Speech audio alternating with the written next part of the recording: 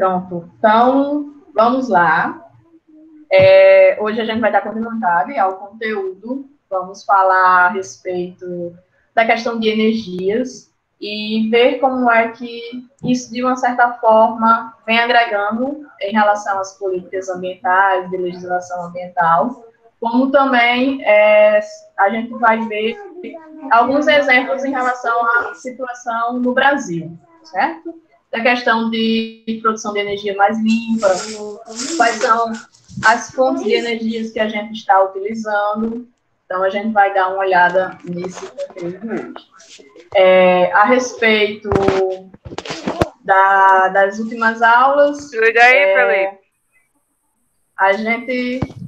A gente pode deixar um pouquinho para o final, para a gente tirar alguma dúvida. Quem está com dúvida em relação à atividade, eu posso ficar mais um pouquinho no final e a gente conversar. Se alguém tiver dúvida em algum assunto específico, pode perguntar no finalzinho da aula que a gente volta a falar, não tem problema. Aproveitar esse momento de hoje para a gente poder dar continuidade às nossas atividades, certo? Questões de dúvidas, podem falar, estou à disposição, certo? Então... Professora, é para fazer uma atividade da aula? Não entendi muito bem, não. Pronto, eu mandei para o grupo, é uma resenha, certo? Mas essa resenha você vai opinar, vai dar a sua opinião do que você entendeu, do que você está conseguindo assimilar em relação ao conteúdo que a gente vem vendo nas últimas aulas. Essa atividade, ela é específica da aula 1 e da aula 2, ok? Então, você vai fazer baseado nessas duas aulas que a gente trouxe, na verdade, que a gente viu. E também vamos ter o vídeo que eu indiquei a vocês, que é a origem das coisas, e ele retrata muito a respeito de todos esses conteúdos que foram abordados até então, de poluição, degradação ambiental, a questão da poluição do ar, o sistema produtivo.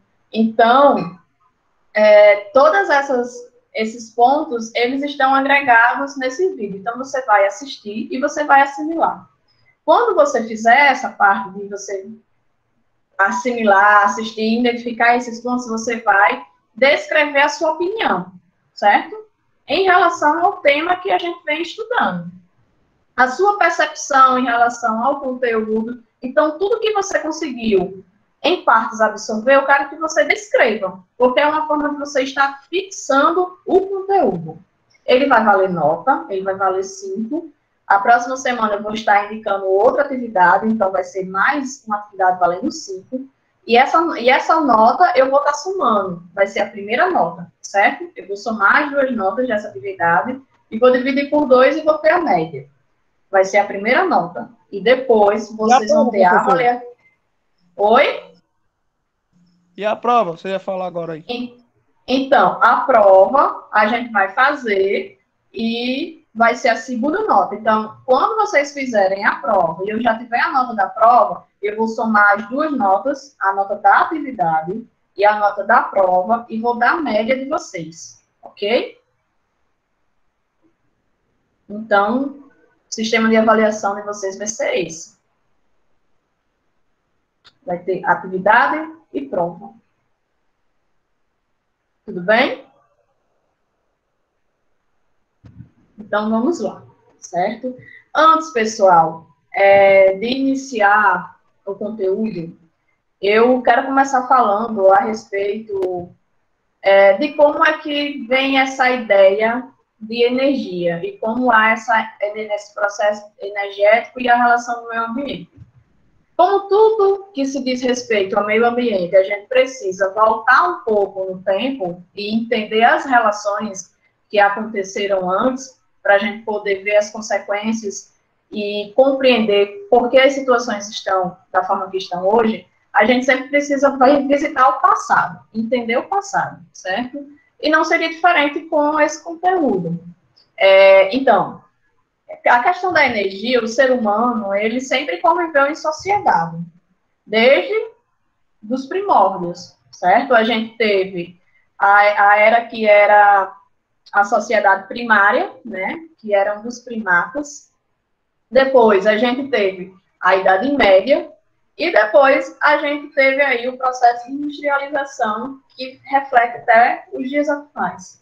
Quando a sociedade ela vem daquela era primata, que a população era nômade, não tinha um local para ficar vivendo, sempre estavam em constantes mudanças, eles faziam esse processo por um sentido, um significado, porque eles precisavam sobreviver, né? Eles precisavam se alimentar, então eles caçavam, eles viviam em comunidade, até o momento que existe um divisor de águas. Qual é o momento?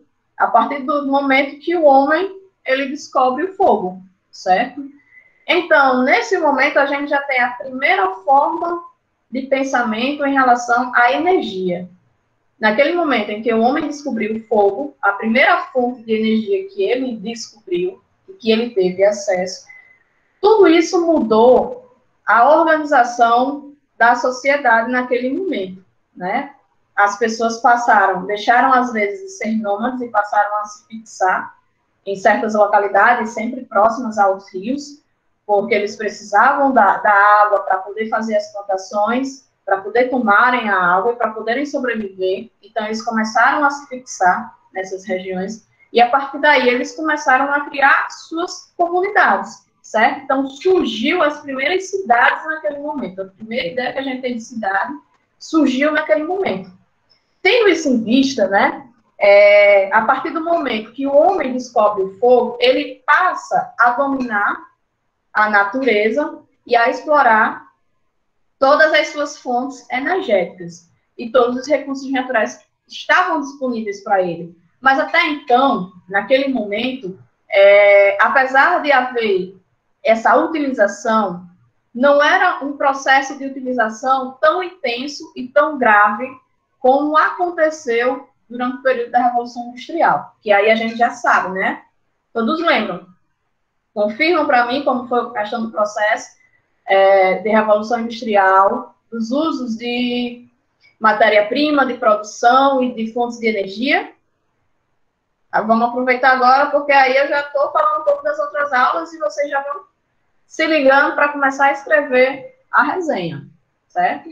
Então, quando eu tive esse processo de Revolução Industrial, eu intensifiquei o uso desses recursos naturais, né? Já era utilizado em relação ao período primata, depois a Idade Média, mas ele foi tão utilizado ainda mais nesse processo produtivo de mudança econômica, inclusive de mudança social, que foi com o processo da industrialização. A partir desse momento, eu comecei a utilizar mais fontes de energias que eram fontes que não eram renováveis, certo? Vamos nos atentar a essa expressão, que são fontes de energias renováveis e fontes de energias que não são renováveis. E nesse momento, especificamente, essas fontes de energia... Não, tá com slide. Não tá aparecendo, não? Tá não, professor. Então, peraí. Eu acho que ele não entrou. Apareceu? Ainda não. Peraí. Pronto, agora deu certo. Ok. Eu não tinha saído nem da primeira folha, então estava aí. Então, a gente tem que se ligar em relação a essas diferenças de energias renováveis e de energias não renováveis. Então, nesse período, a partir desse momento da civilização primata até a Revolução Industrial e os demais anos, a maioria dos recursos naturais que eram utilizados em formas de energia eram todos não renováveis, como, por exemplo, o carvão mineral, que ele era utilizado naquele momento nas grandes indústrias para poder fazer o processo de produção, para chegar naquele cifrãozinho que a gente conhece muito, que é a questão do dinheiro, do lucro. Então, ele foi utilizado demasiadamente. E em determinado momento, a gente já teve essa utilização, ela já diminuiu, e o que passou a ser substituído foi em relação à questão do petróleo. E o petróleo é uma energia não renovável. Porque como é que se dá a formação do petróleo?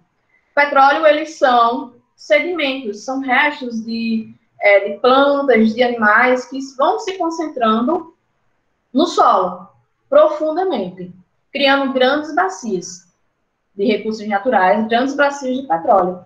Então, isso é um resultado que ele não acontece em 100 anos, é um resultado de formação de milhares de anos, certo? Então, em um momento, quando você está usando o petróleo demasiadamente, ele vai se esgotar. É uma fonte não renovável. Por quê? Porque é uma energia que, em algum instante, vai acabar. O meio ambiente ela não vai renovar essa fonte, que é totalmente diferente de uma energia renovável, que seria justamente a energia do ar, a energia do sol, que são fontes de energias alternativas que a gente está utilizando hoje, certo? E quando foi que começou a se pensar a respeito dessa modificação, né? Ela passou a ser muito mais enfatizada, essa necessidade de a gente mudar esse sistema produtivo, a partir do momento que a gente começa a falar de uma economia verde, certo? A economia verde, ela é como um instrumento, da mesma forma que a gente tem a legislação ambiental, que ela vai ser utilizada para que a gente possa atender o parâmetro do conceito de desenvolvimento sustentável, da equidade, da relação do homem com a natureza. A economia verde, ela também é uma ferramenta que ela é utilizada para poder fazer com que a gente chegue a alcançar esse momento de equidade. Agora é aquela equidade que eu falei na primeira aula. Preciso que vocês reforcem e lembrem esse conceito, memorizando o tripé da gestão ambiental, que é justamente o meio ambiente, a sociedade e a economia, certo? Então, a economia verde, ela veio para nos dizer o quê? Ok, a gente não tem como parar de produzir. A gente não pode parar as indústrias, a gente não pode parar de ficar produzindo para atender às necessidades da população, já que hoje a sociedade ela está condicionada, nós entramos nesse processo de condição, de depender desse processo produtivo. Então, como tudo hoje a gente consegue resolver mais rápido, porque a gente tem a internet, porque a gente tem um computador, porque a gente tem um celular, então tem que encontrar uma forma, uma maneira para continuar atendendo essas necessidades, porém de uma forma mais equilibrada, fazendo com que eu tenha um desenvolvimento econômico justo e ambientalmente correto, para atender às nossas necessidades e garantir as necessidades da geração futura, que é justamente o conceito referente a desenvolvimento sustentável. Então, a partir do momento que a gente percebeu que nós não tínhamos como mudar esse sistema, como a gente precisava desse sistema, a gente teve que transformar ele, colocando justamente o processo da economia verde, que se torna uma moeda, ela tem valor, ok? Ela é imprescindível para todo o sistema econômico que nós estamos trabalhando hoje. Essa economia verde, ela utiliza de várias outras estratégias para poder fazer com que seja implementado novas políticas ambientais, para que haja a importância de ter a necessidade de um licenciamento ambiental. Inclusive, nesse momento está tendo uma discussão a respeito do licenciamento ambiental no Brasil. Eu ainda não parei para dar uma olhada, eu apenas vi no feeds hoje de notícias, mas estão querendo retirar o licenciamento ambiental como uma atividade, uma ferramenta imprescindível para o processo de produção. Estão querendo retirar essa atividade, né? Então, depois, eu recomendo até vocês a darem uma lida, entenderem que eu também vou fazer isso. A gente tem que acompanhar essas notícias, certo? Então, assim, foi por meio desse tipo de alternativa que a gente hoje continua produzindo, né? Então, a economia verde, ela vem justamente para dizer o quê? A empresa, ela tem que mudar o seu sistema econômico. Ela tem que mudar a sua forma de produção. Eu tenho que encontrar alternativas para continuar desenvolvendo de uma forma equilibrada, em que eu mude o meu sistema econômico. E a gente tem uma das principais características a respeito da economia verde, que é muito utilizada, e eu acredito que vocês já devem ter ouvido falar, que é sobre o crédito do carbono. Já ouviram falar sobre isso? A indústria do carbono? Ok. Não. Então, o crédito do carbono... Tá, o slide continua no primeiro, é que eu estou adiantando aqui o conteúdo. O crédito do carbono, ele é, por exemplo, uma empresa. Qual é o principal componente tóxico que é lançado para o meio ambiente? Que as empresas elas produzem? É justamente o carbono, certo? Ele é um dos principais componentes que faz com que ocorra o efeito estufa. Então, a partir do momento que os estudos, né, as pesquisas, eles constataram essa emissão do carbono, se criou uma estratégia de vender esse carbono. Mas como? Mas você pode até me perguntar, mas por que vender o carbono se o carbono ele é um dos principais componentes de poluição ambiental, de poluição do ar? Né? A gente se questiona por quê? Será que não é errado? Ou será que é uma ideia que não vai dar certo, ou a gente vai poluir mais? Mas, por incrível que pareça, é uma das estratégias que vem dando certo, né? Como, por exemplo, ela é baseada no processo de precificação. Eu vou precificar o meu carbono. Então, meu carbono, 1 tonelada de carbono, que ele é utilizado como referência, eu vou estar precificando ela. Então, eu vou dar valor a esse carbono. Ele passa também a valer, passa a ter um custo, certo? E eu tenho o processo, que ele se chama, coloquei até aqui. Professora? Oi. Deixa eu tirar uma dúvida. O slide, ele parou para mim ou porque... Não, o slide está parado. Sim. É porque eu estou apresentando a vocês a matéria, o conteúdo, para depois dar continuidade. Porque tem algumas coisas nesse conteúdo que a gente já viu nas aulas anteriores. Então, eu estou trazendo algumas informações novas para vocês, mediante o tema. E quando eu encerrar, eu dou continuidade ao slide. O slide ele vai apenas reforçar o que eu estou falando agora. Tá bom? Não se preocupe que o slide vai andar. Certo? Então, a questão do crédito do carbono, que eu faço a precificação, cada tonelada de carbono, ele vai valer, ele vai ter um custo, né? Então, o nome desse sistema, ele é Cap and Trade, certo? Cap and Trade. E ele diz o quê? O cap, ele significa, por exemplo, eu tenho uma empresa que ela produz, vamos pensar, ela produz componentes de celular, certo? Então, a partir do momento que ela está produzindo componentes de celular, ela está emitindo dióxido de carbono para a atmosfera. Vocês lembram que quando eu falei na última aula a respeito da poluição do ar, eu enfatizei que as empresas elas deveriam passar por um processo de licenciamento, de estudo de atividades, para estar identificando quais eram os componentes que eram emitidos para a atmosfera, a quantidade desses elementos que estavam sendo emitidos, como era o processo de dispersão dele no ar, aonde é que esses componentes tóxicos eles estavam chegando, o que eles estavam atingindo. Vocês recordam que eu falei isso? Então,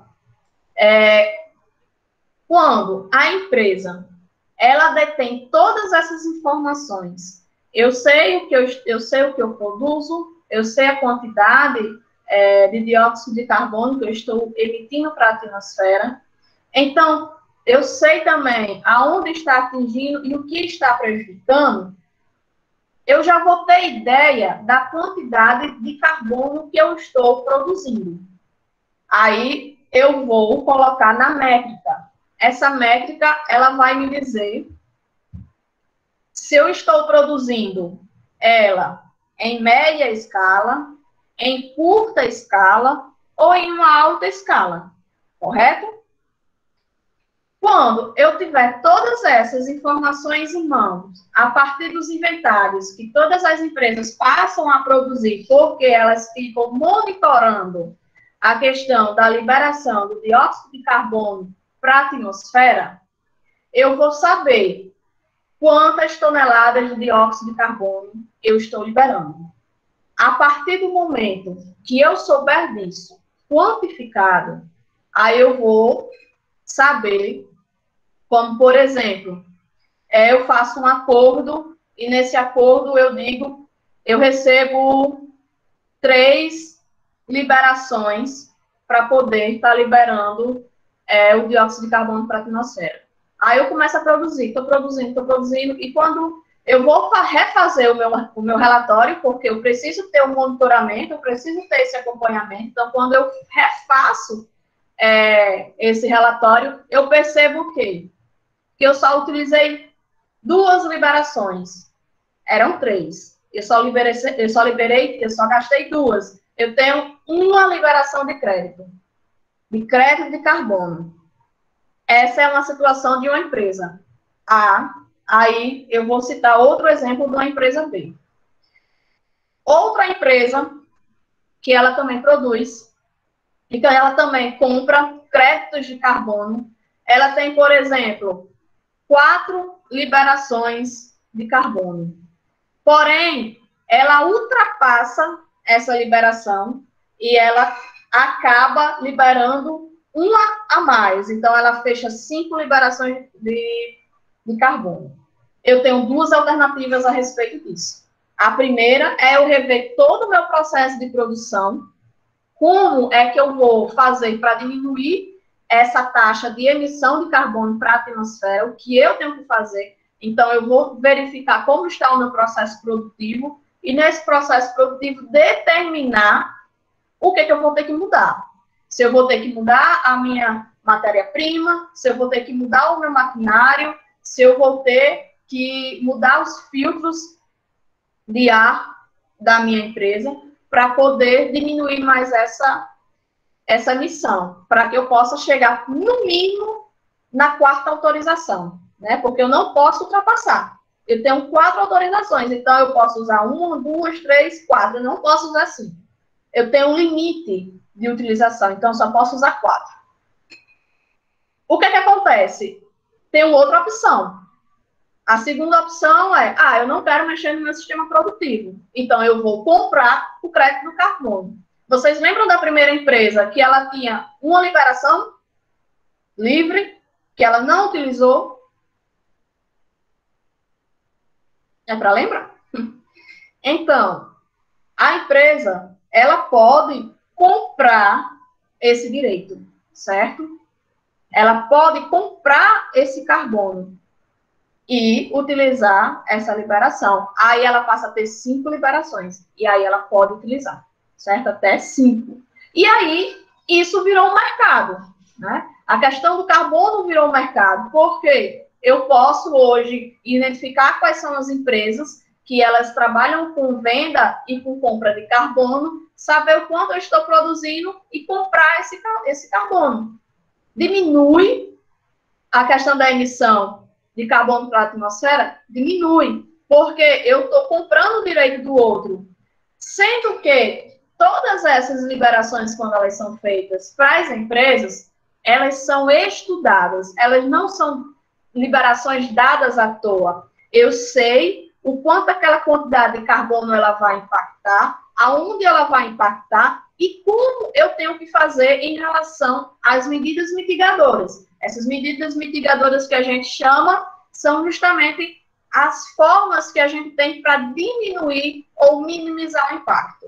A gente precisa saber e ter consciência de que a gente nunca vai deixar de ter um impacto.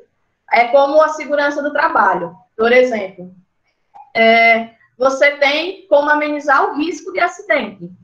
Você tem como colocar EPI, medidas de EPI, o EPC, certo? Que são as medidas de proteção coletiva, as medidas de proteção individual. A gente vai minimizar o risco, mas a gente não vai impedir que o risco não deixe de existir. Ele vai permanecer existindo, certo? Mas em uma escala bem menor. Da mesma forma, em relação às atividades, em relação ao meio ambiente. O impacto, ele vai existir. Porém, eu, com as medidas mitigadoras, eu vou ter condições de controlar esses impactos. Ou, pelo menos, de desenvolver políticas as quais vão fazer com que eu possa recuperar esses danos ambientais. Que isso aqui, que eu estou falando agora, a gente vai ver já no finalzinho da matéria, que é quando a gente vai falar sobre recuperação de área degradada e planos de manejo, certo?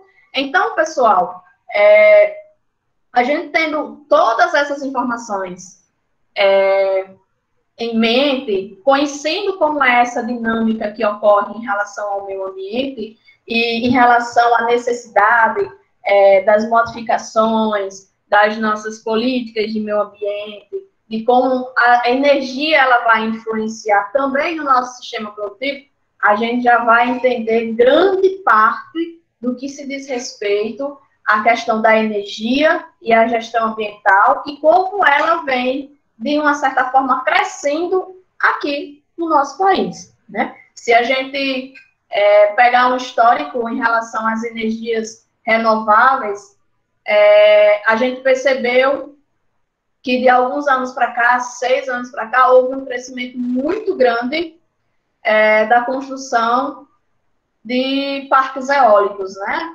Antes ele estava mais ali pelo Ceará, aí agora ele já está bem mais próximo da gente. Hoje a gente já tem parques de energias eólicas bem pertinho. E fora isso, agora mais recente, a gente já vê a implementação de uma energia solar. Hoje já tem uma pessoa que está batendo ali na sua porta vendendo um plano de energia solar para você comprar as placas fotovoltaicas, né? E você fazer um plano. Então, essa realidade de energias renováveis, elas já estão presentes, já estão circulando no nosso dia a dia, no nosso cotidiano, e ela virou o que a gente chama de pegada ecológica. Ela virou moda, né? Que bom, porque só dessa forma que a gente vai estar conseguindo gerar um meio ambiente mais equilibrado, que a gente possa continuar desenvolvendo, gerando emprego, gerando renda, gerando essa equidade e, ao mesmo tempo, em equilíbrio com o meio ambiente. Porque se a gente ultrapassar essa linha, infelizmente, quem paga o preço somos nós, né? Então, vamos agora dar início ao segundo slide.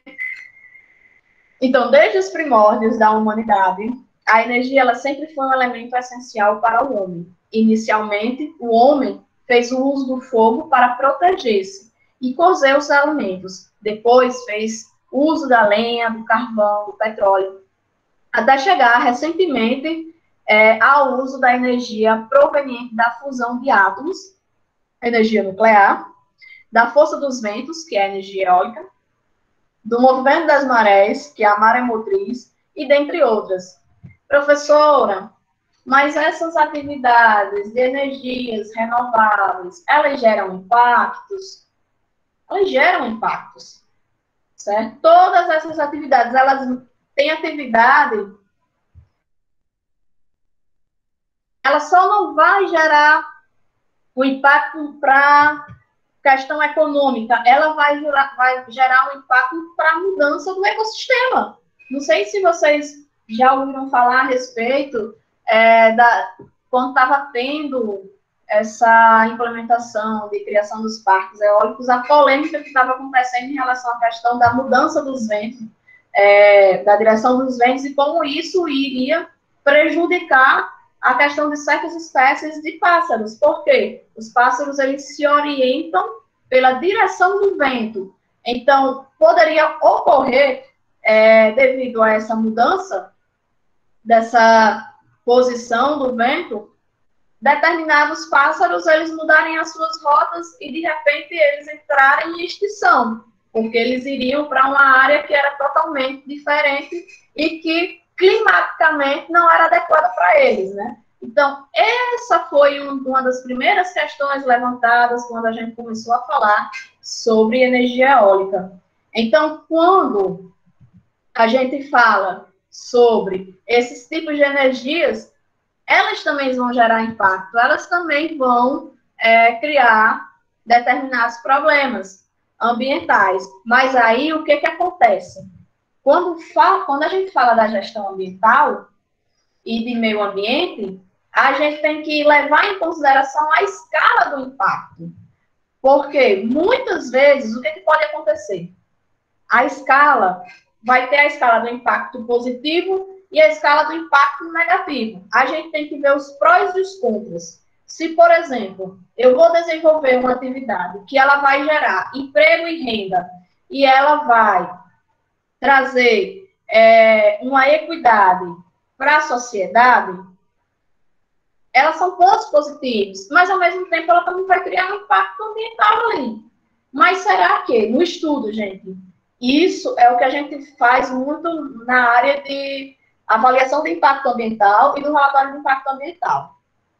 Em relação à questão, por exemplo, desses prós e desses contras, se eu perceber que os prós, eles são mais fortes, com certeza eu vou estar desenvolvendo aquela atividade, né? Eu vou estar abrindo uma empresa, licenciando ela, gerando um emprego e renda, e eu vou ter que criar uma forma, vou criar o planejamento que a gente chama, né? Para poder fazer com que os impactos negativos que vão acontecer ali, que diz respeito ao meio ambiente, eles possam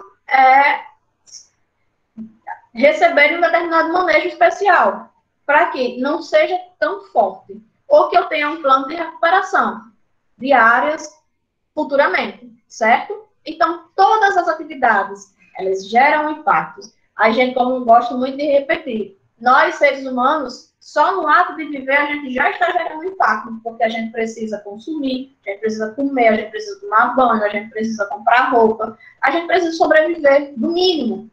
Para viver, a gente precisa respirar. Então, só no ato de respirar, a gente já está pegando o oxigênio da atmosfera, já está gerando impacto. Né? Então, não é essa coisa de, não vai gerar impacto, você tem que produzir, você tem que não impactar, não vai. Você tem que impactar o menos possível, ok? E aí a gente tem esse desenvolvimento da sociedade vezes a questão do consumo de energia, que é justamente o desenvolvimento da sociedade capitalista, aliado às inovações tecnológicas que tem provocado esse aumento significativo do consumo de energia e a sociedade dos descartáveis e dos eletrônicos, que demanda cada vez mais energia. Isso lembra bem o vídeo de ontem, né? Que a gente assistiu, que é justamente assim, o computador, ele é um computador de última geração, mas qual foi a modificação? Foi apenas o processador. Né? Então, ele já deixa, a minha versão já não é mais uma versão boa, da mesma forma que acontece com o celular. E hoje, a questão de produção, principalmente eletrônicos, elas passaram a ter um tempo de vida útil muito curto. Hoje as coisas estão sendo produzidas para quebrar logo, para não compensar o conserto e você ter que comprar outro. Né? Então, isso é uma forma que o sistema ele acaba fazendo com que as pessoas se sintam incentivadas a comprarem, se não por necessidade, mas por ego, outros produtos. Né? Então, a gente teve que, peraí, você quer continuar produzindo assim, mas vamos criar alternativas, né? Quem foi que perguntou ontem a mim a respeito da questão dos recursos que eram dos recursos dos resíduos que eles descartam final? Eu sei que alguém perguntou a mim. Quem foi? Tá aqui? Se tiver, pode falar. Aí eu andei pesquisando, né? Mais a fundo hoje. E, especificamente, eu procurei a respeito dos componentes de celular. Né? Porque, como eu disse ontem, a gente tem mais celulares do que pessoas no planeta Terra. E como é que se faz para dar esse descarto? Aí eu sabia até então que haviam pontos de recolhimento, não só do celular, mas de eletrodomésticos, da questão de computadores, e que o fabricante ele recebia e dava uma destinação adequada para ele, ou recuperava e voltava para a questão, para a própria rede econômica. E aí, atualmente, tem empresas que elas recebem esses produtos eletrônicos e alguns deles são recuperados e voltam para o sistema econômico, mas outros eles são transformados. Né? Tem alguns componentes de celulares que eles são transformados em joias, em brincos, em pulseiras. Então, sim, o ser humano ele é um bicho muito criativo. Né? Então, a gente consegue driblar essa questão econômica de uma forma muito criativa. E a partir do momento que a gente apoia projetos como esse, incentiva esse tipo de economia, porque a forma que a gente pode incentivar é justamente comprando e recomendando esses produtos, faz com que ele se transforme numa vitrine. Então, os demais países, as demais empresas, elas vão também querer agregar isso à sua marca, certo? Porque meio ambiente, repito, é marca, virou uma marca. Hoje, não é à toa que a gente tem tantas certificações de ISO 9000, ISO 9001, ISO 14000, ISO 14001, cada uma com as suas respectivas atribuições, mas todas envolvendo o meio ambiente, ok? Então, essa criatividade, ela é extremamente necessária para que a gente possa transformar todas essas questões, essas problemáticas ambientais, em uma forma de voltar positivamente para a sociedade e para o meio ambiente. E aí a gente tem essa imagem registrada pela NASA da Terra vista à noite. Vocês observem os pontos que têm mais iluminação. Isso significa o quê? A gente vê os Estados Unidos aqui com mais iluminação. A gente vê aqui no Brasil essa área Nordeste, Sul, Centro-Oeste, Sudeste com iluminação. Essa região Norte um pouquinho mais apagada, a gente vai lembrar que aqui é a região da Amazônia. Então, aqui nós sabemos que tem populações que sequer têm acesso à internet, sequer têm acesso a uma televisão. Então, elas não têm essa tecnologia à disposição, por isso que ela é mais escurinha. E essas outras regiões da Europa também bastante clara, né? Porque são regiões, cada pontinho desse significa uma população utilizando tecnologia, desenvolvimento, certo? Então, a gente observa pela imagem o quanto esses países desenvolvidos, eles produzem em alta escala, né? Então, o que podemos identificar nessa imagem? Quais são os locais do mundo cobertos com as maiores redes de energia elétrica? Qual a relação existente entre o nível de desenvolvimento dos países e o consumo de energia elétrica? Então, esses pontozinhos, eles estão justamente em países ou em regiões de países que eles são mais desenvolvidos, que a população tem mais condições de ter acesso a um telefone, a um computador, de ter acesso a um tipo de tecnologia e também, ao mesmo tempo, de poder desenvolver outras indústrias, certo? Colocar mais empresas para produzir, né? Então, a gente consegue identificar esses pontos. Essa aqui é especificamente dos Estados Unidos, bem iluminado, igual uma árvore de Natal. Então, o desenvolvimento da sociedade vezes esse consumo de energia. A obtenção da energia, seja ela renovável ou não, acarreta impactos e implicações no meio ambiente. Aí eu tenho as minhas fontes de energia renovável. Como o próprio nome ele sugere, a possibilidade de se renovar na natureza. A energia solar, a hidráulica, a eólica, a dos mares, a biomassa, entre outras. E eu acho que vocês já devem ter falado sobre a de Belo Monte, né? Que a gente vai falar especificamente, guardei ela para falar especificamente sobre ela no finalzinho, que é uma situação brasileira. E temos a fonte de energia não renovável, que são aquelas que se esgotam com o uso, né? Então, a natureza ela levou milhões de anos para que elas fossem formadas, como o carvão mineral, o petróleo, a energia nuclear, e entre outras. Então, para entender o que é o impacto ambiental, devemos entender o que é meio ambiente. Como eu falei na aula de quarta-feira, o impacto ambiental é tudo aquilo que vai gerar uma transformação no meio ambiente, que vai mudar uma cadeia de ecossistema, que vai prejudicar nós como seres humanos, que vai mudar a questão do ciclo das águas, dos ciclos das chuvas, né? Então, o impacto ao meio ambiente é tudo aquilo que muda, é tudo aquilo que tem a capacidade de transformar e gerar um impacto negativo para a sociedade e para o meio ambiente. Então, o ambiente ele é a totalidade do planeta. E os elementos que o compõem são elementos físicos, químicos e biológicos. Tanto os naturais como os artificiais, tanto os orgânicos quanto os inorgânicos.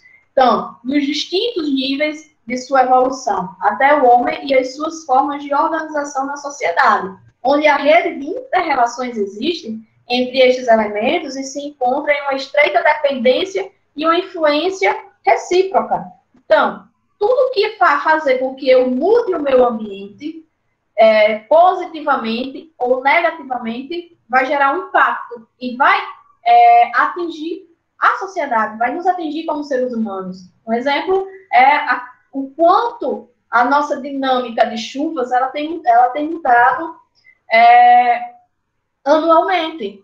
Às vezes a gente está pegando um ano de uma estiagem maior, às vezes é um ano de uma estiagem menor. Se eu não estou enganada, a última vez que a gente teve um verão muito bom, assim, de chuvas muito intensas, foi em 2008, que a água chegou até ali por trás da igreja, né? E a gente não vê mais períodos como esse, e a gente vê mais uma frequência de ritmos de chuvas cada vez mais escassos. Ou se não, um dia passa, como hoje, passou o dia chovendo, né? Então, são essas transformações que acontecem na nossa vida, no nosso cotidiano, que se diz respeito de impactos ambientais. Áreas do Seridoc, por exemplo, já entraram em processos de desertificações. Pessoal, processo de desertificação. Não está tendo mais vegetação, está morrendo, não está nascendo. Agora, isso por quê? Aqui perto da gente, justamente por causa dessas mudanças e desses impactos em relação ao meio ambiente, por causa desse aquecimento global, das mudanças climáticas, certo? Então, tudo isso é um impacto. Então, o impacto é tudo aquilo que tem a capacidade de mudar a nossa vida, de mudar a nossa organização. E aí, de acordo com a resolução do CONAMA, que é a primeira de 86, considera-se impacto ambiental qualquer alteração das propriedades físicas, químicas e biológicas do meio ambiente causada por qualquer forma de matéria ou energia resultando das atividades humanas que direta ou indiretamente afetam a saúde, a segurança, o bem-estar da população, as atividades sociais e econômicas, a biota, as condições estéticas e sanitárias do meio ambiente, a qualidade dos recursos naturais. Então, tudo isso que vai gerar uma alteração, uma mudança, é considerado um impacto. Né? E tem os impactos ambientais na obtenção da energia solar. Né? Como eu falei, todas as atividades, sejam elas até mesmo da utilização de energias renováveis, elas vão gerar um impacto. Então, a gente pode considerar a energia solar uma das menos impactantes. É tida como uma energia limpa e provém de uma das fontes renováveis. No entanto, não podemos descartar os impactos e implicações que tal obtenção de energia acarreta no espaço onde serão instaladas as placas fotovoltaicas, a perda do habitat de reprodução e alimentação, alteração dos padrões de movimentações, já no meio físico, a degradação da área afeta a terraplanagem. Então, durante o seu funcionamento, os ruídos, vibrações, devido à instalação e transporte de equipamentos, o impacto visual, muito específico ao local, o ofuscamento causado por possíveis reflexões de luz solar, sobre as placas. Aí eu questiono, gera impacto, correto, gera, mas os impactos, eles estão em uma escala maior ou menor em relação aos impactos causados pelo uso do petróleo ou pelo uso do carvão mineral? Bem menor, certo?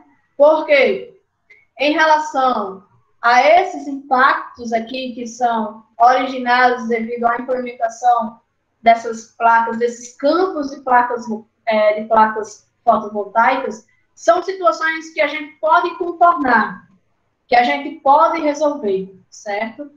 Porque o impacto visual que ela causa não é tão maior do que a poluição do ar, das doenças respiratórias, dos cânceres que acontecem. Então, assim, a escala é diferente. Por isso que a gente sempre tem que estar atento a essa questão dos níveis de escala. Né? E o impacto ambiental na obtenção da energia hidráulica. Nós temos a obtenção da energia hidráulica através das forças da água hidráulica, que acarreta algumas implicações e impactos. São eles as inundações de terças áreas de vegetação, causando a perda do habitat natural de inúmeras espécies, perda social, histórica e cultural, uma vez que cidades inteiras são inundadas, alterações de fluxos de rios e modificações de piracema a partir do represamento. E a gente tem, atualmente, faz já alguns anos que no Brasil se fala muito sobre a de Belo Monte, né? A usina de Belo Monte. Primeiro porque o primeiro dilema que aconteceu a respeito dessa usina, ela veio por parte dos ambientalistas, né? Porque ela iria entrar numa área, usar o rio Xingu, e ali é uma área que tem população ribeirinha, tem índios. Então, assim, historicamente é uma área muito importante, mas era uma área essencial para poder se desenvolver essa usina. Ela é uma usina 100% brasileira, porque existe outra usina que ela é binacional, que é a de Itaiú. Eu não lembro o nome, mas vou depois repassar para vocês. Mas, enfim, essa usina, ela é 100% brasileira. Ela é uma das usinas que ela tem uma potencialidade de produzir energia limpa em uma grande quantidade que em relação às demais usinas que existem no país. Porém, ela produz mais e usa menos recursos. Então, ela tem esse diferencial, certo?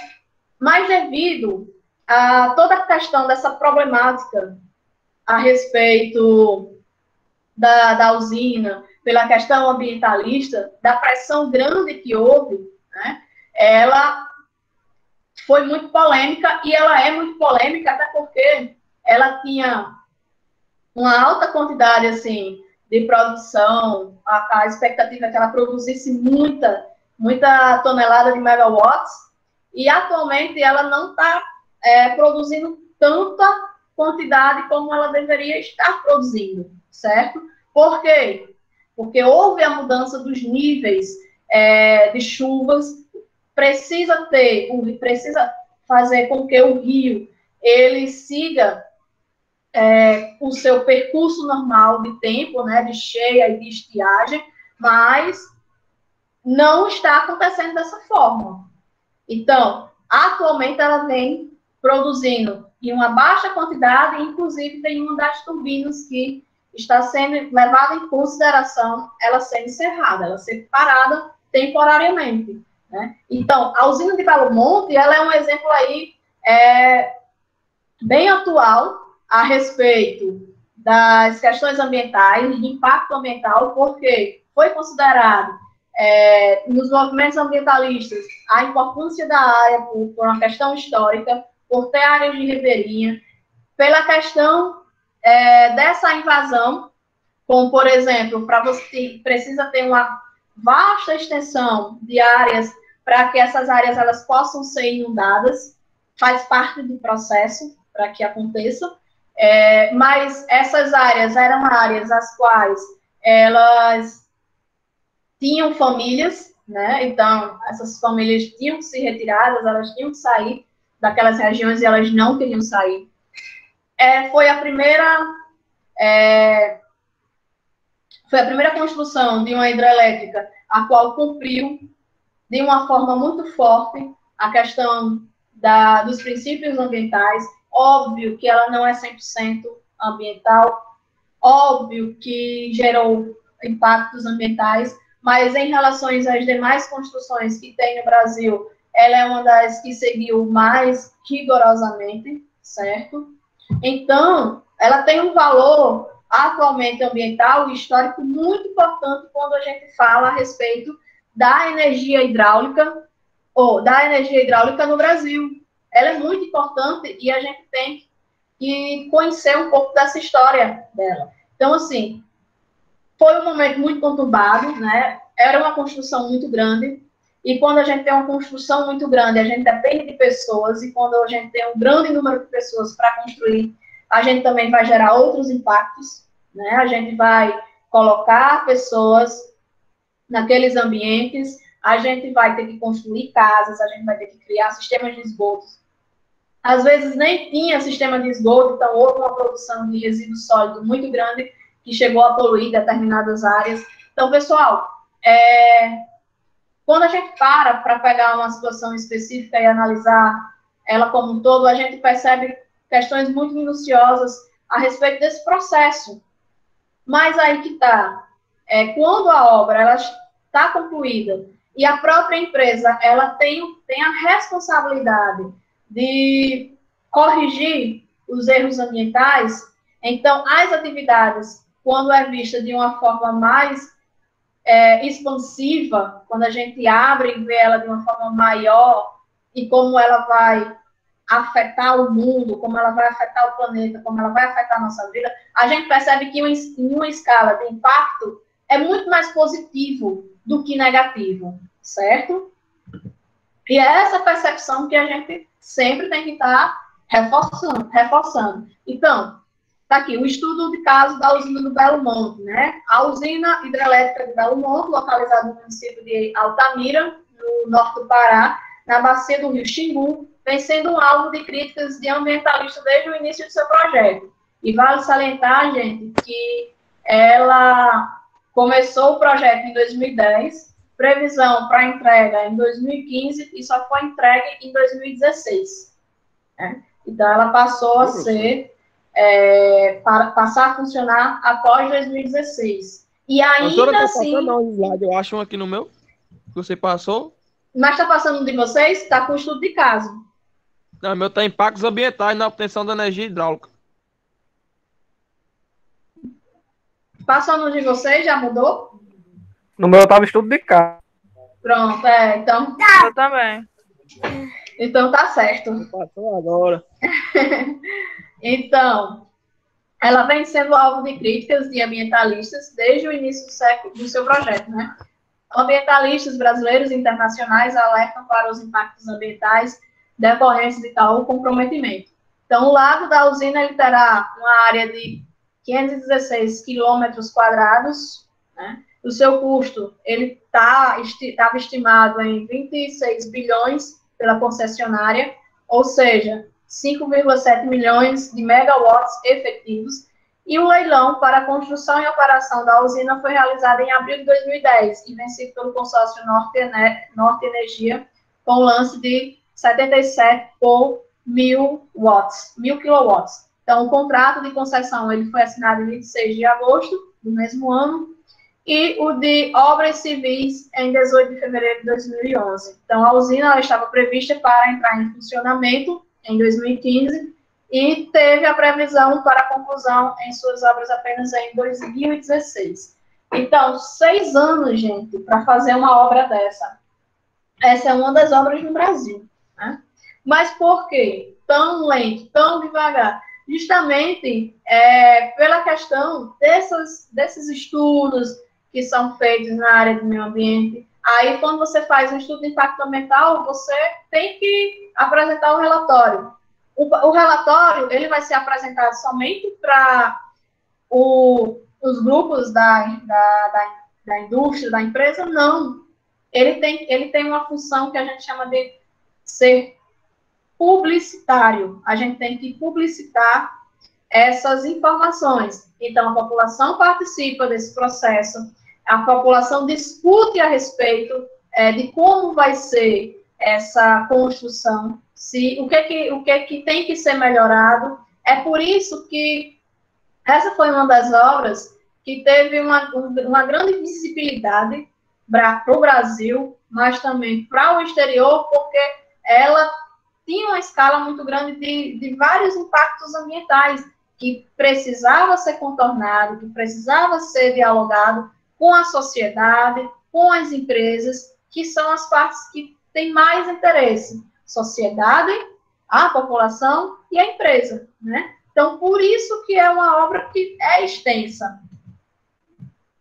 E nós temos os impactos ambientais da obtenção da energia eólica. Então, a energia eólica obtida através dos ventos, considerada fonte de energia alternativa, também gera implicações e impactos no meio ambiente. São eles: a perturbação causada no escoamento dos ventos entre uma turbina e outra, ruídos causados por turbinas de grande porte, impactos visuais, mortalidade de aves, caso as usinas sejam instaladas em regiões de rota de aves migratórias. Então, temos interferência eletromagnética.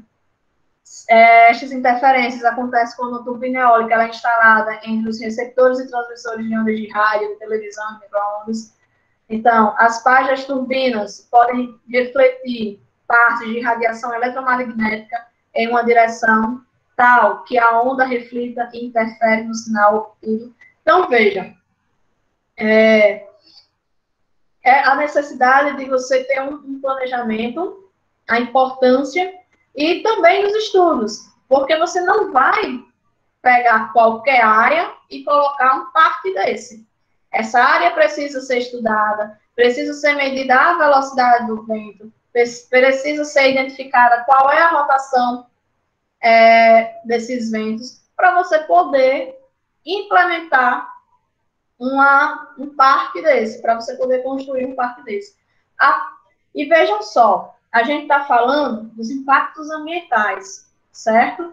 Mas sabe qual é a primeira atividade que é realizada quando vocês vão construir um parque de energia eólica? Falem aí, enquanto eu tomo água.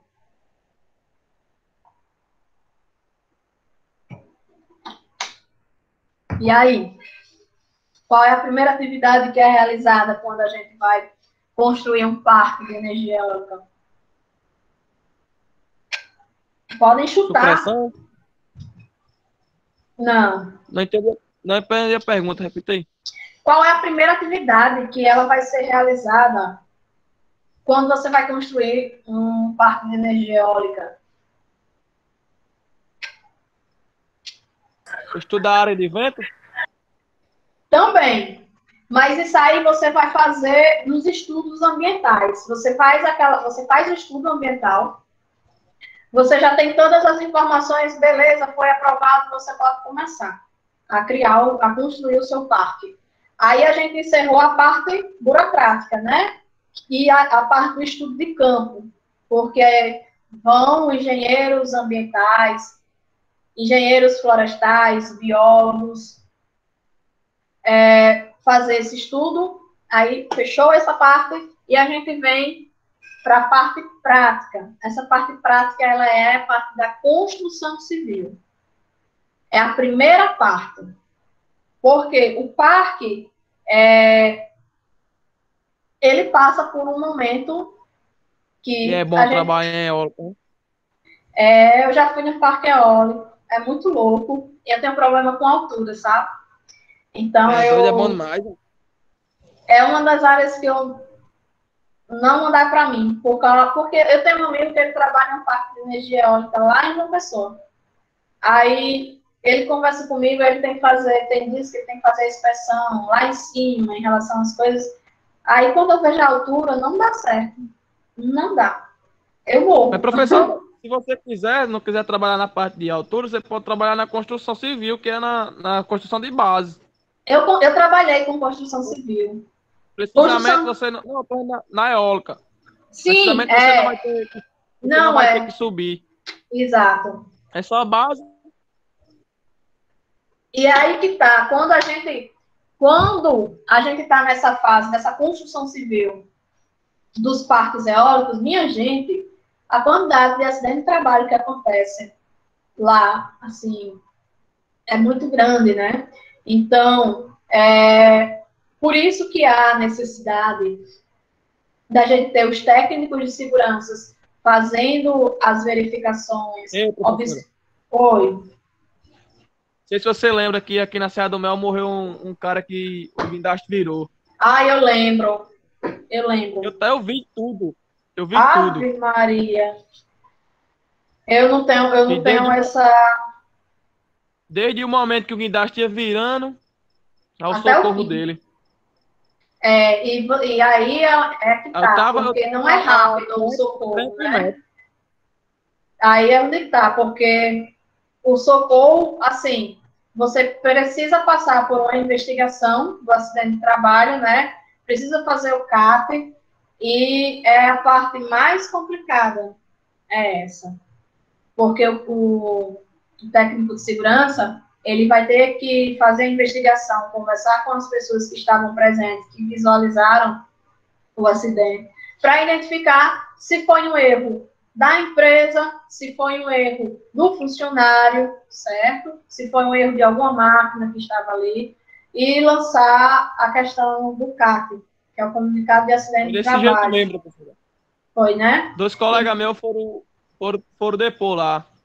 Precisa, porque essa investigação é muito importante. Não é, a pessoa simplesmente não vai se acidentar em um ambiente de trabalho, vai morrer ou vai ser socorrido, como por exemplo, e vai se acabar aí. Tem um processo de investigação que ele é muito importante. E é aí onde está a parte da responsabilidade do técnico de segurança. E, principalmente, eu costumo dizer que ele tem que fazer de tudo para tirar o dedo da reta, porque quando uma situação dessa acontece, sempre vai chegar primeiro no SESMIT, sempre vai chegar primeiro para o técnico de segurança.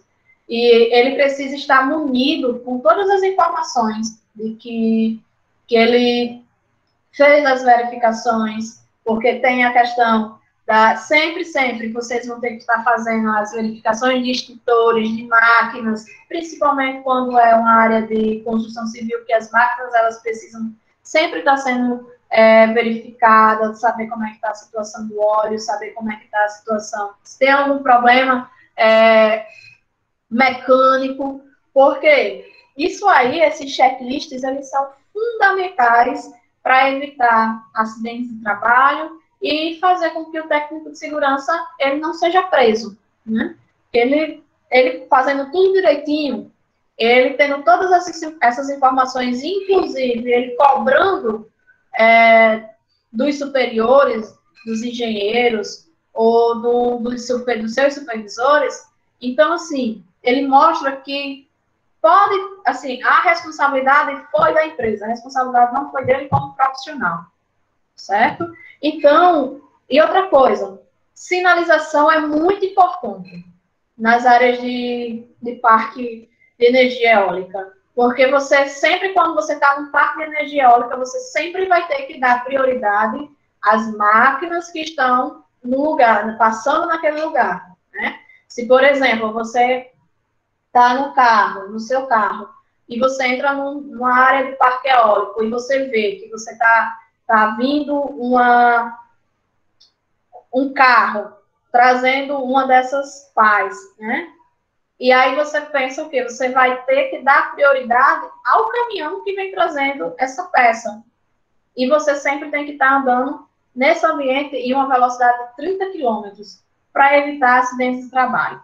Então, assim, é um trabalho muito minucioso, é um trabalho, assim, que ocorre muitos acidentes, precisa ter muito cuidado, e eu estou trazendo para a área de segurança no trabalho, para vocês verem que a gente tem que conhecer esses impactos ambientais e também ter essa noção dessa importância a respeito também de conhecer os impactos que são causados para as pessoas nesses ambientes de trabalho, voltados para a parte de segurança no trabalho, né? Então, mas assim, o parque é muito bonito, é lindo, eu acho lindo um parque de energia eólica. Me sinto pequeno. E a gente tem os impactos nas obtenções de energia nas marés, né? Que apesar de ser considerada uma energia limpa, renovável e vantajosa para inúmeros países, a obtenção de energia através da força das marés oferece alto impacto em relação ao ambiente marítimo. E se ela oferece impacto para o ambiente marítimo, pela questão de vegetação, dos peixes, será que também não pode gerar um impacto para as pessoas que vivem próximo ao mar, que usam esse tipo de energia renovável? Claro que pode. Porque, por exemplo, tem que ser uma coisa muito minuciosa, tem que ter todos os pontos amarrados. Porque se de repente mudar a maré, pessoal, eu posso gerar um problema muito maior. Pode ser que eu mude a velocidade das ondas, a intensidade, a altura, e isso me gerar outros problemas, certo? Então, há essas controvérsias. Então, seja devido ao ruído provocado pela turbina, ou seja pela modificação dessas correntes das instalações da usina. E os impactos ambientais na obtenção da energia da biomassa. Então, o aproveitamento energético a partir das plantas, madeiras, materiais vegetais e animais que podem ser queimados, o aproveitamento da cana-de-açúcar para a produção do álcool, bem como a utilização do bagaço da própria cana-de-açúcar já está bastante difundido na obtenção de energia. No entanto, apesar de emitir menos CO2, caso não tenha o devido controle, poderá causar alguns danos ambientais, como a destruição da fauna e da flora, como a extinção de certas espécies, a contaminação do solo e os mananciais de água, por uso de adubos e outros meios de defesa manejados inadequadamente. Os impactos causados na obtenção de energia do carvão mineral, que é um dos mais impactantes, né? Então, foi a base na produção energética das indústrias do século XVIII e século XX, quando foi superado pelo petróleo, também conhecido como pedra de hulha. Ainda continua sendo uma importante fonte de energia da atualidade. Por se tratar de um combustível fóssil, é extremamente poluente em face à sua queima, visto que libera gases com alto teor de toxicidade, como o CO2, o NO, o óxido de nitrogênio, e além dos impactos provenientes de sua queima durante o processo de extração e gerar impactos ambientais podendo contaminar os recursos hídricos e o solo. Então, durante o processo de beneficiamento, também são gerados rejeitos sólidos que contaminam corpos líquidos e os lençóis freáticos. E os impactos ambientais na obtenção da energia do petróleo. O petróleo ele é a fonte energética mais utilizada pela humanidade. Quando eu falo sempre do petróleo, eu sempre costumo recordar da história dos Rockefeller. Quem puder dar uma pesquisada, conhecer quem foram os Rockefellers, eles foram uma das primeiras famílias que descobriram o petróleo e começaram a produzir e vender. E por muito tempo, eles tiveram a predominância de serem as únicas pessoas que poderiam estar manuseando esse bem e vendendo ele, né? Até ter determinadas mudanças com o passar do tempo. E aí, aparecer empresas estatais que resolveram também administrar, né? Então, já entra num processo de mudança econômica, de sistema econômico. Mas os Rockefellers, eles predominaram esse momento de exploração e venda a respeito do petróleo. Então, trata-se de uma fonte não renovável e altamente poluente para que o petróleo chegue ao consumidor final. São necessárias algumas etapas. A primeira é pesquisar a prospecção da fase inicial, que corresponde à localização e avaliação dessas áreas petrolíferas, A segunda etapa é a extração, que corresponde à perfuração do poço e a extração propriamente dita. E a terceira etapa, que é a refinação, que é a base que o petróleo é transformado nas refinarias, em subprodutos pelos processos de destilação fracionada. E os impactos na obtenção da energia do petróleo, que vem justamente o impactos ambientais decorrentes da obtenção dessa energia, são vários. Então, seja durante a pesquisa ou a prospecção, primeira fase, a extração, segunda fase, e a refinação, a terceira fase. As possibilidades de uma contaminação ambiental são altas. Em caso de acidentes, com derrames ou vazamento, além dessas possibilidades de contaminação durante a queima do combustível, dos combustíveis são lançados gases poluentes, em especial o CO2, gases responsáveis pelo aumento do efeito estufa e causador de denominado aquecimento global. E o efeito estufa, né, que a gente falou na aula anterior. Problema ou fenômeno natural? Há quem diga que nem acontece, né? Então, o efeito estufa ele é um processo natural, entretanto, ele é cada dia mais intensificado pelas atividades dos seres humanos, né? Então, a gente aumenta mais essa problemática, a gente acelera o processo de aquecimento global, em detrimento das atividades econômicas que são desenvolvidas. Era para ser um processo mais lento, mas hoje ele está bastante mais acelerado. Então, a gente pode perceber no esquema ao lado, o efeito estufa não é um problema, mas sim um fenômeno natural. A existência de vida no planeta Terra, na forma como conhecemos, depende desse fenômeno. Entretanto, estamos contribuindo através de lançamento de poluentes na atmosfera, em especial o CO2, para o aumento desse fenômeno natural, aumentando a temperatura do planeta e ocasionando o temido aquecimento global. E causas e consequências desse aquecimento global? A gente tem o aumento do efeito estufa, que é causado pelo lançamento desses poluentes, que bloqueiam a dispersão do calor, e aí gera o aquecimento global. E o aquecimento global, ele vai atingir o quê? O derretimento das geleiras, o aumento do nível do mar, as inundações de cidades litorâneas e o desaparecimento de pequenos países ou ilhas. E a tão temida energia nuclear, né? Que ela tem como principal fonte o mineral radioativo urânio. Pode ser obtida através da fissão ou fusão nuclear, apesar de gerar uma grande quantidade de energia. Se comparada com o carvão, por exemplo, a energia produzida por 1 quilo de urânio equivale a uma energia produzida por 7 toneladas de carvão. E o uso dessa energia nuclear requer uma série de cuidados, pois pode custar sérios problemas ambientais. Há risco de acidentes nucleares dos resíduos e os nucleares contaminarem o meio ambiente, que poderá provocar danos irreversíveis à saúde, como câncer, a leucemia, as deformidades genéticas e dentre outros problemas. E nós temos, se eu não me engano, 2 usinas nucleares no Brasil. É que, se eu não estou enganada, ficam localizadas no Rio de Janeiro. É isso aí. Mas ela é muito polêmica, ela não é tão utilizada, justamente pela questão desses níveis de riscos e de problemas que podem ocasionar, tanto para as pessoas como para o meio ambiente.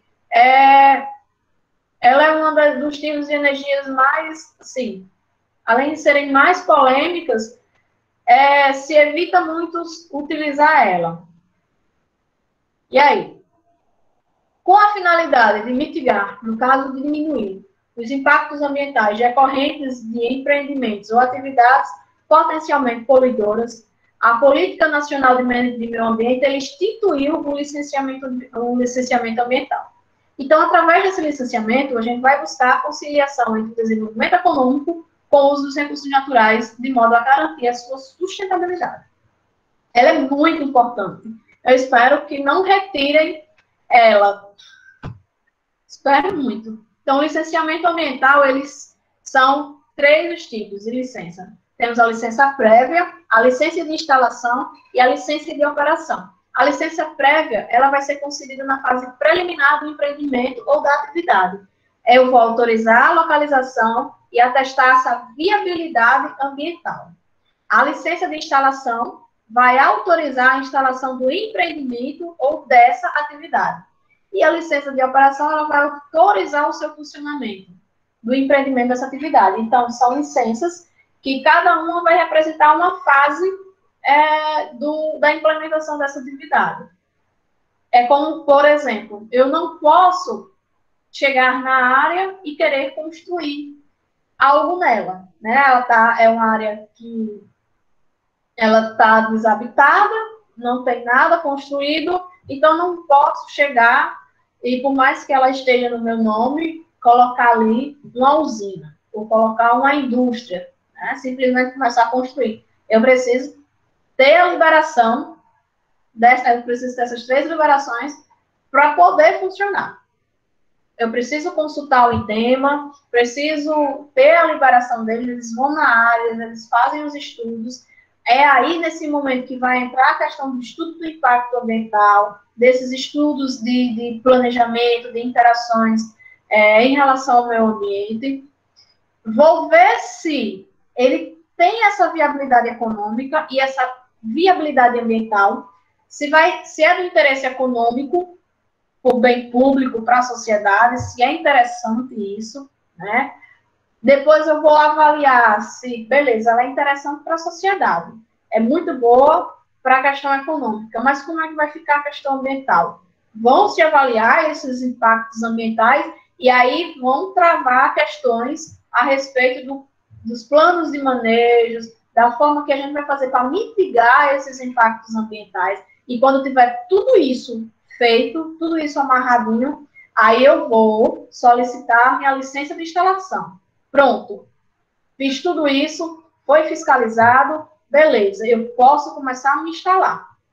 Quando eu fizer as instalações, que é justamente esse momento que eu vou construir, eu vou estar sempre passando por fiscalizações para saber se tudo está sendo realmente feito de acordo com como foi planejado. E quando eu finalizar, estando tudo certo, tudo de acordo, eu fiz tudo como mandou a questão dos conformes, dos estudos, apliquei tudo minuciosamente, aí sim eu tenho a minha licença de operação, que é quando eu vou passar a funcionar, quando eu vou colocar a minha empresa para começar a funcionar, contratar, produzir. Então, eu preciso ter essas 3 licenças.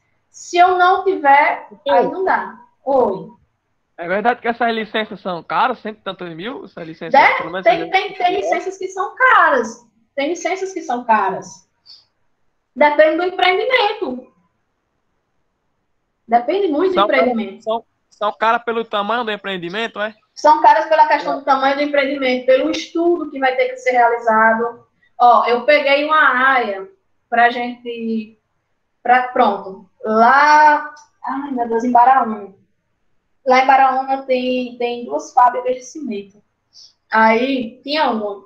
Aí, quando a gente foi, a gente ia começar a fazer o levantamento de estudo de viabilidade ambiental dessa outra que iria abrir, dessa outra fábrica de cimento, né?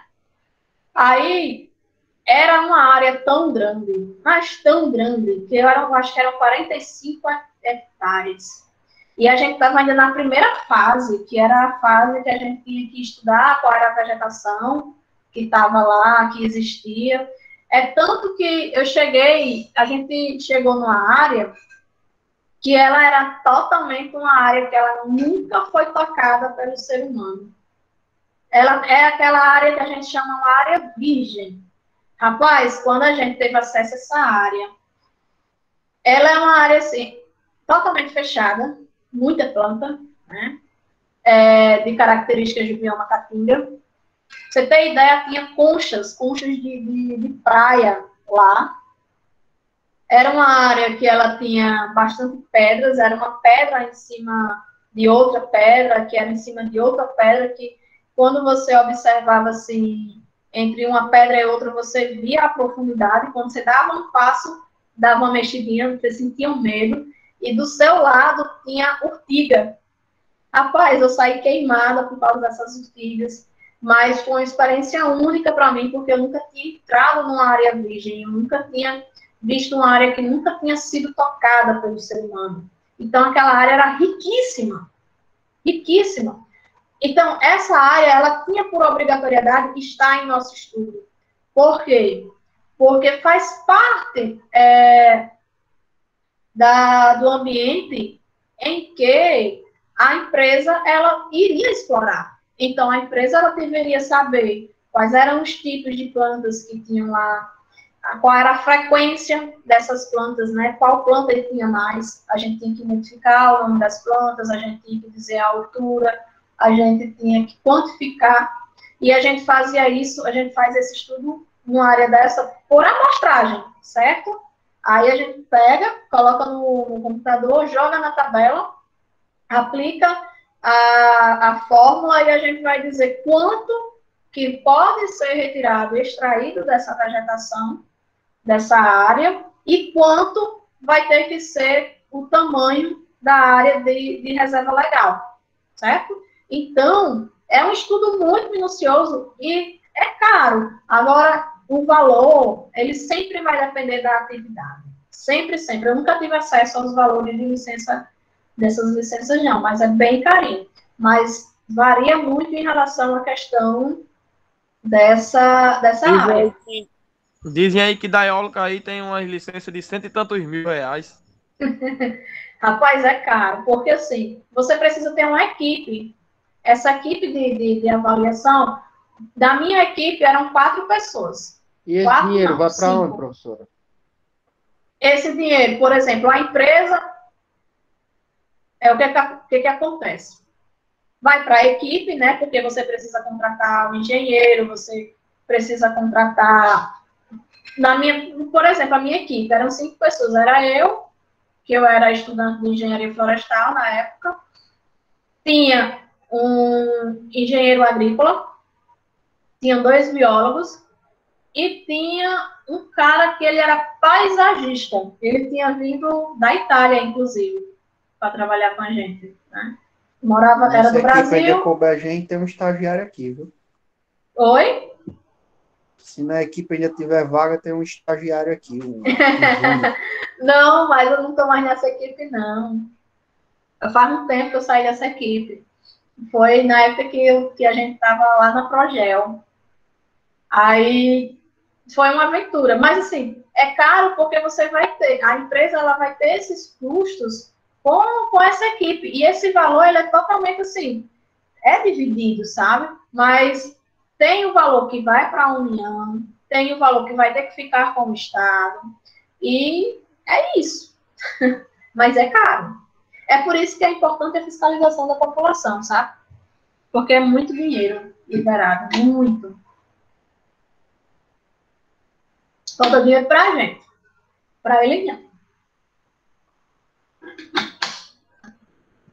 E aí a gente tem um estudo que é bom que o cara aprende muita coisa. Demais, porque você vê muita questão do meio ambiente, muito mesmo. Você tem que entender de meio ambiente, você tem que conhecer, saber dos impactos, e você está dentro da área de segurança no trabalho, que se você pegar no início, cara, você aprende muito, você absorve muito, porque construção civil é tudo, tem tudo lá. Então, você sai um profissional, perfeito.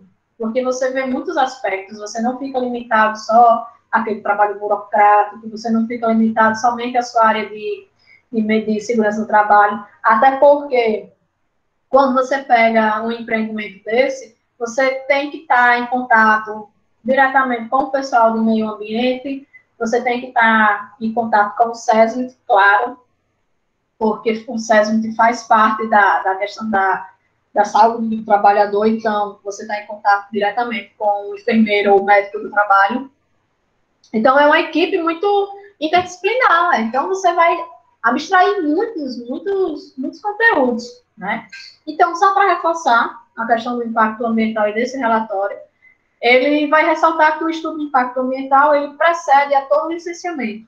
Então, o EIA, ele é um estudo realizado por equipe de várias especialidades, com a finalidade de analisar os possíveis impactos do meio ambiente, físico, biológico e socioeconômico.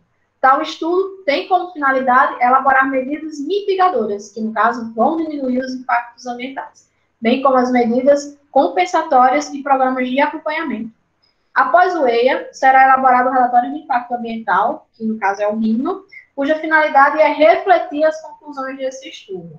Então, vou apresentar o meu relatório para a empresa, para a sociedade, e a gente vai discutir sobre ele. E aí, se houver algum empecilho, se tiver alguma coisa que não agradou para a população, não agradou para a empresa, não agradou os dois, a gente vai ter que voltar para corrigir e aperfeiçoar. E é importante a existência desse estudo e relatório de impacto ambiental, que ele prevê a necessidade da presença de uma equipe de várias especialidades para analisar os impactos do meio físico, biológico e socioeconômico. Ou seja, esse estudo ele vai refletir a necessidade de viabilizar a questão do desenvolvimento sustentável. Né? E aí, a gente entende que o desenvolvimento sustentável, mais uma vez, é a manutenção das bases vitais para a produção e reprodução do homem e as suas atividades, garantindo igualmente uma relação satisfatória entre os homens e destes com o meio ambiente, para que as futuras gerações também tenham essa oportunidade de desfrutar os mesmos recursos que temos hoje à nossa disposição.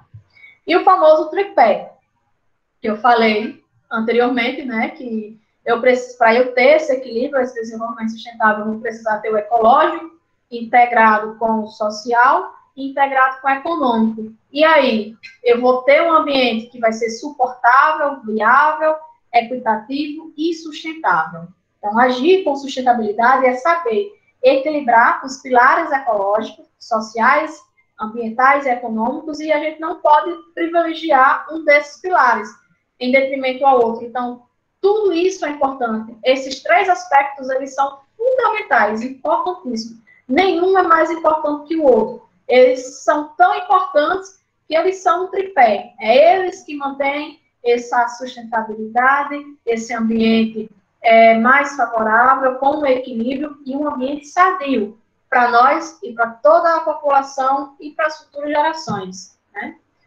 E é isso, né? Qual o seu percentual na produção dos impactos ambientais provenientes da obtenção da energia?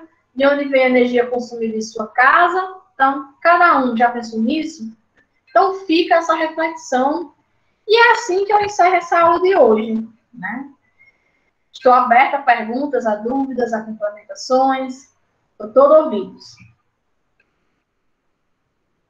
Segunda tem mais, né? Com certeza. Vou passar o final de semana todinho elaborando a aula de vocês. Porque e a gente no relatório. Muito bem, quero ver vocês. Não vou poder ver, né? Mas eu vou ver o resultado desse trabalho de vocês na segunda-feira, recebendo lindamente no meu e-mail. Vou ficar pronta para assistir-los bem. Mas o que é que vocês estão achando da aula de hoje? O que vocês acharam em relação ao tema? Show do luxo. Tá ficando mais fácil ou mais difícil? Depende do ponto de vista. Qual seria o seu ponto de vista? O meu? Sim. Sim. Sim, qual seria o seu ponto de vista? Que na minha cabeça tá tudo dando certo. Vamos ver na hora da correção, né? Sim, você está preocupado na hora do vamos ver, na hora de começar a escrever. Entendi.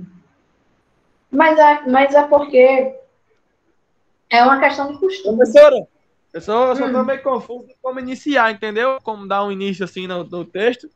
A gente, olha, vou dar uma dica a vocês. Comecem sempre pelo começo, não pelo fim.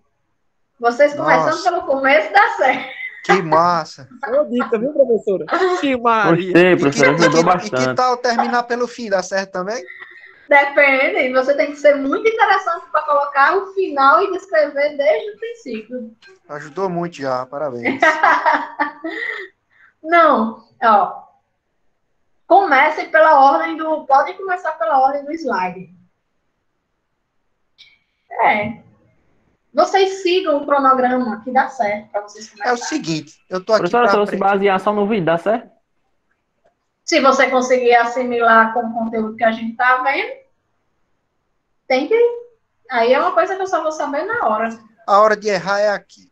Vou fazer e seja o que Deus quiser. Não tem muita dificuldade em relação a essa atividade, não. É para Se entregar você- quarta-feira, professora? Segunda. Eita, pegou na sexta e vai entregar na segunda? Nada, eu falei dele na segunda-feira. Mas Eu falei na segunda-feira. só que a orientação a gente recebeu na quinta, né? Não, Hoje, na segunda eu falei. Eu expliquei na segunda-feira como ia ser. É tanto que as pessoas me perguntaram, vai valer nota? Vai valer nota? Na quarta eu disse que ia valer nota. Mas eu falei na segunda-feira. Eu passei esse trabalho desde segunda. vai dar certo. Dá certo, não é difícil, não. Olha, a forma que vocês podem começar, se baseiem pelos Professora, slides. vai continuar gravando ou já pode ir? Ou não? Pronto, eu vou encerrar. É isso aí, se não der certo, dá errado. Mas vai dar certo. Eu vou encerrar aqui. Eu prefiro que dê certo. Eu também. Eu tô torcendo porque eu sei que vai dar certo. Eu confio em vocês. Sabe, vocês são pessoas que são comprometidas, pessoas que vão olhar carinhosamente o conteúdo, vão olhar o vídeo. Vai dar certo.